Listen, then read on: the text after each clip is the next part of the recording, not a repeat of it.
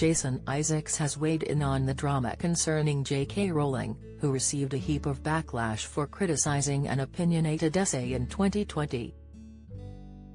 The written piece had used the term people who menstruate as opposed to women to include transgender men in the conversation.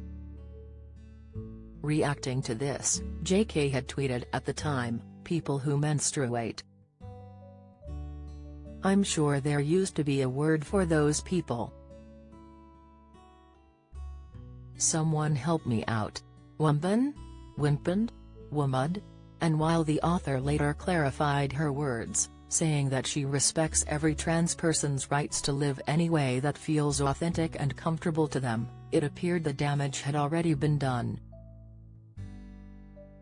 A string of Harry Potter stars from Emma Watson to Daniel Radcliffe have spoken out about JK's comments, and Jason is the latest actor from the Wizarding franchise to share his thoughts on the situation.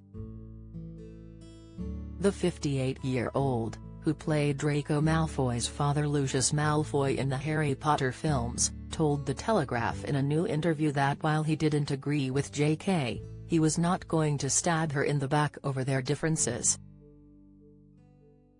"So for all that she has said some very controversial things," he said, "I was not going to be jumping to stab her in the front, or back, without a conversation with her, which I've not managed to have yet. She has her opinions, I have mine. They differ in many different areas." Jason went on to shed light on the wonderful philanthropic work the Yate native has done since her rise to fame. The latter is said to have invested a hefty amount from her £820 million fortune to back a string of charities helping vulnerable children in need with her charity Lumos. But one of the things that people should know about her too, not as a counter-argument, is that she has poured an enormous amount of her fortune into making the world a much better place, Jason added. For hundreds of thousands of vulnerable children, through her charity Lumos.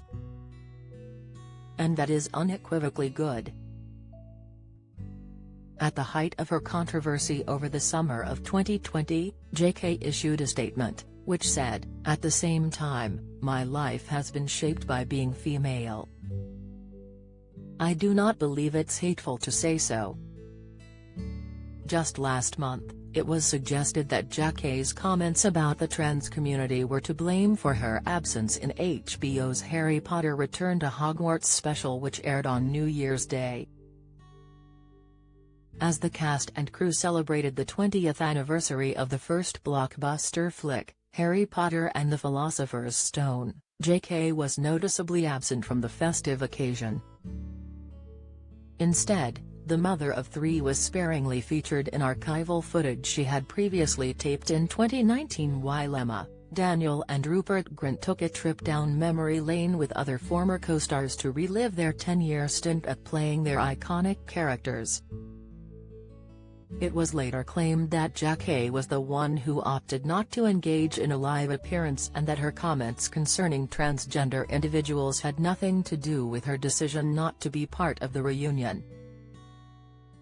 Despite fan theories that the Ichabod writer had been axed from the special of a franchise she created, a small portion of Return to Hogwarts saw a handful of cast members speak highly of her. "So many people were falling in love with JK Rowling's writing," said Bonnie Wright. Daniel added, "I think it's very easy to forget that at the time, people were talking about the death of reading.